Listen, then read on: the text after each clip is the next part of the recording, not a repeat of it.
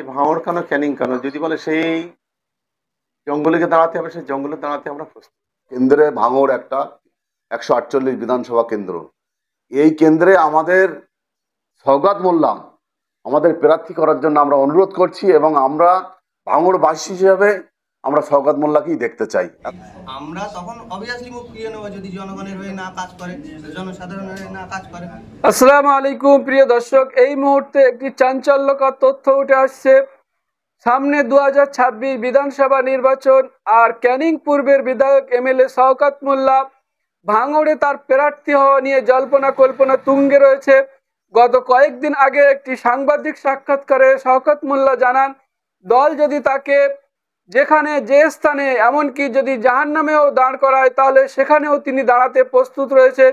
আর এরই মধ্যে আজকে একটি কর্মী সম্মেলনে তিনি উপস্থিত ছিলেন, আর সেখানে ভাঙড় চালতাবাড়ি অঞ্চলের পানাপুকুর গ্রামের 166 নম্বর বুথের 25 জন আইএসএফ কর্মী এমএলএ শওকত মোল্লার হাত ধরে টিএমসিতে জয়েন করেন।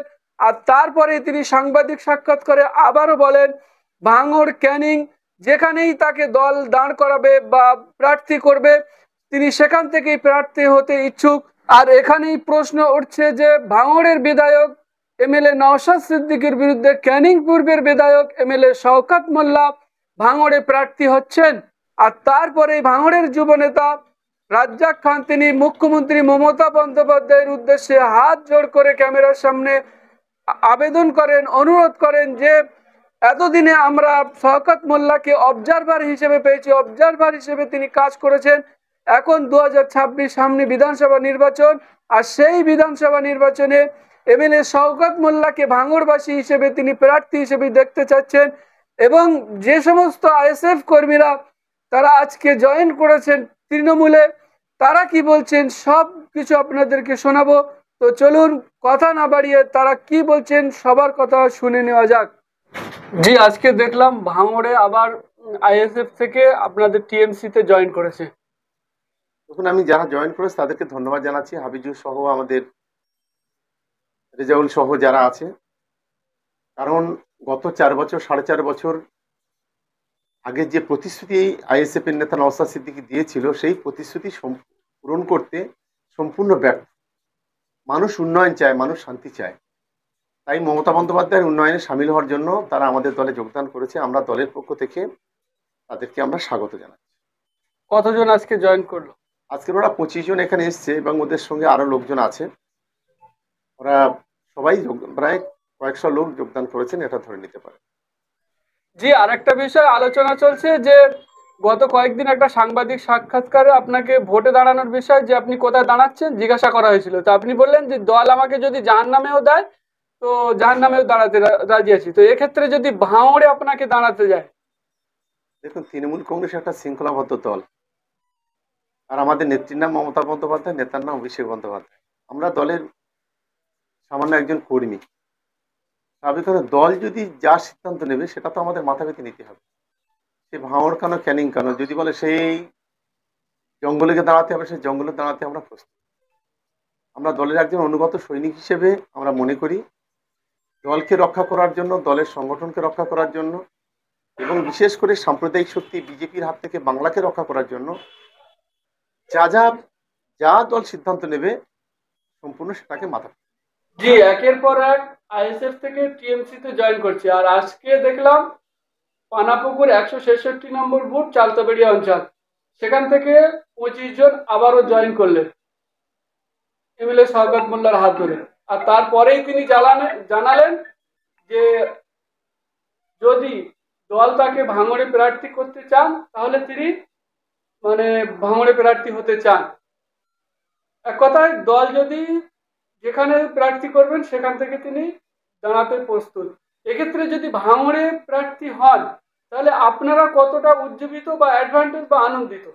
প্রথমেই আমরা এই বিষয়ে মানবিক মুখ্যমন্ত্রী মমতা বন্দ্যোপাধ্যায় এবং জনগণ মননেত্রী মহান নেত্রী মমতা বন্দ্যোপাধ্যায়ের এবং অভিষেক বন্দ্যোপাধ্যায়কে প্রথমেই আমরা স্যালুট জানাবো, সম্মান জানাবো আন্তরিকতার সঙ্গে। কারণ এই ধরনের প্রার্থী এমএলএ শওকত মোল্লার মতো প্রার্থী যদি আমরা ভাঙড়ে পাই তাহলে আমাদের জীবনটা ধন্য হয়ে যাবে, এবং ভাঙড়ের উন্নয়ন চচ্চর করে এগিয়ে যাবে, সাধারণ মানুষ তাতে উজ্জীবিত হবে এবং সাধারণ মানুষ বিপদে থাকলে শওকত মোল্লা নিশ্চিতভাবে তার পাশে গিয়ে দাঁড়াবে। তাহলে আপনারা কি চাচ্ছেন, মানে শওকত মোল্লাই প্রার্থী হোক? আমরা দিদিমণিকে একেবারে অনুরোধ করব যে আমাদের অবজারভার হয়ে এতদিন কাজ করেছেন ভাঙড়ের। আমরা 2026 সালের যে বিধানসভা আমাদের, সেই বিধানসভা কেন্দ্রে ভাঙড় একটা 148 বিধানসভা কেন্দ্র। এই কেন্দ্রে আমাদের শওকত মোল্লা আমাদের প্রার্থী করার জন্য আমরা অনুরোধ করছি এবং আমরা ভাঙড়বাসী হিসেবে আমরা শওকত মোল্লাকেই দেখতে চাই। এতদিন অবজারভার হিসেবে কাজ করেছেন এবং আমাদের একদম পার্সোনালি এমএলএ হিসাবে আমরা কাজ করতে চাই। জয়েন করলেন, মূলত কেন জয়েন করলেন আপনি? দেখুন, অ্যাকচুয়ালি যখন সর্বপ্রথমে টিএমসি আসে, তৃণমূল সরকার আসে, সেই সময়ে যথেষ্ট পরিমাণে আমাদের নলেজ ছিল, কিন্তু সমাজের বুকে অতটা আমাদের কথা গুরুত্বপূর্ণ হয়তো ছিল না, কিন্তু কিছুটা হলেও নলেজ ছিল, সামান্য হলেও নলেজ ছিল। তখন থেকে আমরা ক্লাস থেকে শুরু করে সব জায়গায় আমরা এই দলের সাপোর্টে আমরা চলেছিলাম। তারপরে যখন আমরা স্কুল লাইফ শেষ করে বাইরের দিকে আসি, এসে দেখছি এই দলটা যাদের দ্বারা আমাদের ভাঙড়ে চলছিল সেটা সম্পূর্ণ একেবারে মানে কি বলবো, তাদের মধ্যে না কোনো এডুকেটেড, না কোনো এডুকেশন কোয়ালিফিকেশন ছিল, না তাদের কোনো সমাজনীতি সম্পর্কে জ্ঞান ছিল, তাদের ছিল না। সেক্ষেত্রে আমরা তারাই কিন্তু হত্যা করতাম। আমাদের সামান্য কথা তাদের কান পর্যন্তও তো সেখানে পৌঁছতো না। তা সেই ক্ষোভে আমরা তখন থেকেই রাজনৈতিক বিষয়টা ভুলে যেতে শুরু করলাম। শুরুর পথে যখন লড়াইটা ছিল সিপিএমের সঙ্গে, তখন মদখোর, গাঁজাখোর বিভিন্ন জায়গায় তারা বসে থাকতো।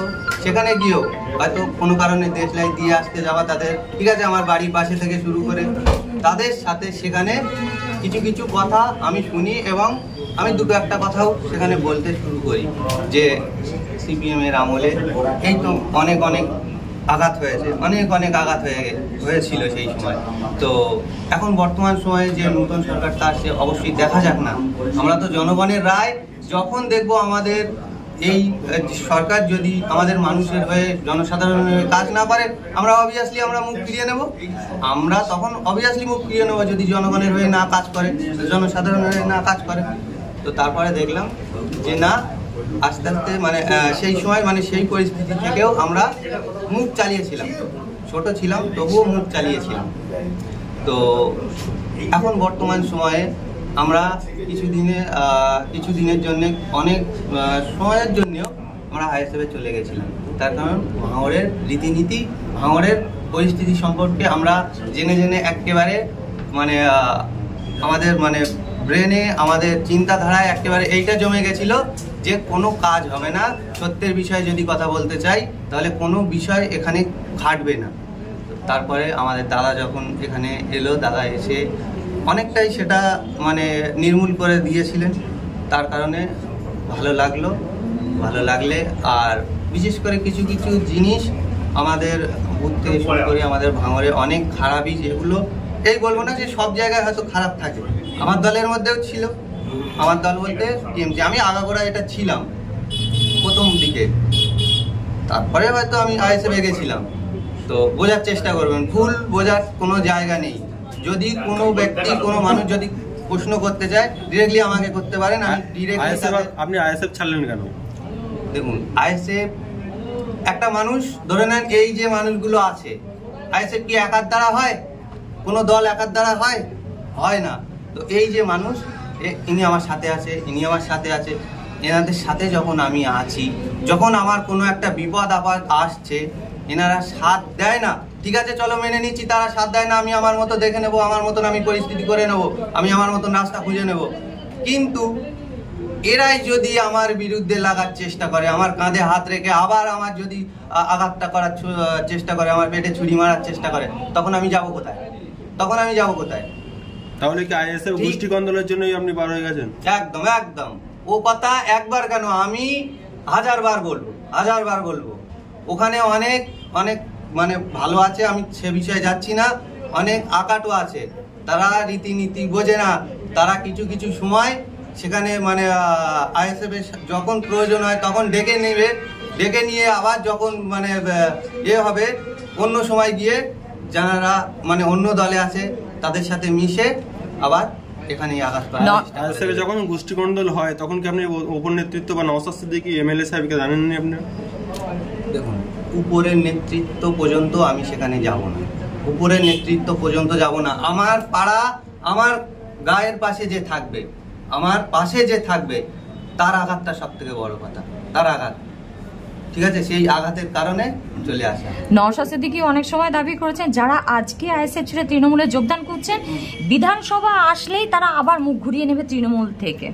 সেটা মানুষের রায়। যে দল পাশে থাকবে, যে দল পাশে থাকবে জনসাধারণের, যে দল উন্নয়ন ঘটাবে, যে দলের পাশে সারা ভাঙড় বিধানসভা থাকবে, তো সেখানে আবার ফিরে আসার কি দরকার? আপনি তাহলে বলছেন যে ভাঙড়ে টিএমসি উন্নয়ন করছে? হ্যাঁ, অবভিয়াসলি উন্নয়ন করছে। আমাদের ভাঙড়টা একরকম পরিস্থিতি আগে ছিল, একরকম হয়ে গেছে। ভাঙড়ের মধ্যে এখনো অনেক খারাপ কিছু আছে, এখনো অনেক খারাপ কিছু আছে বড় বড় জায়গার দ্বারা, সেসব সব আস্তে আস্তে ঠিক হয়ে যাবে। কোন অঞ্চল থেকে কতজন যোগ দিলেন? আমরা 166 নম্বর বুথ চালতেবেরিয়া অঞ্চল থেকে। এখানে তো মানে 4 দেয়ালের মধ্যে এই মুহূর্তে 20-25 জন। আইএসএফ ছেড়ে আপনি আজকে তৃণমূলে যোগদান করলেন। হ্যাঁ, আমি আসছি। নেতৃত্বে আমাদের খোকাদা, আমাদের কাশিমুন্দা, আমাদের রাজ্জাকদা। আইএসএফ ছেড়ে আজকে আপনি তৃণমূলে যোগদান করলেন, কি বলবেন? মানুষ আইএসএফ আজকে কতটা আস্থা হারাচ্ছে, মানুষ আইএসএফ এর দলটার প্রতি কতটা আস্থা হারাচ্ছে বলে আজকে আপনি বা আপনারা আজকে তৃণমূলে যোগদান করলেন? আমি তো সবার কথা মানে সমস্ত ধর্মের চিন্তা মানে সব মানুষের চিন্তা ভাবনার বিষয় তো আমি বলতে পারবো না। আমার ব্রেনে যতটুকু, আমার নলেজে, আমার অভিজ্ঞতায় যতটুকু, আমার চোখের সামনে যতটুকু ঘটছে, আমার সাথে যতটুকু ঘটছে, ততটুকুই আমি তুলে ধরতে পারবো। আমি সারা মানুষের কথা বলতে পারবো না, আমার সাথে যেটুকু হয়েছে সেটুকুই আমি বলতে পারছি। আপনার নাম? আমার নাম রেজা। আচ্ছা, এই যোগদানের মধ্যে কোনো নেতৃত্ব ছিলেন বা কোন পর্যায়ের নেতৃত্ব ছিলেন কিছু বলুন? দেখুন, নেতৃত্ব বলতে আমাদের বুথের সভাপতি, আমাদের বুথের সভাপতি আমার ভাই ছিল, ঠিক আছে? আর তেমন মানে ওই বুথের সভাপতি ছিল হাবিজুল। ঠিক আছে।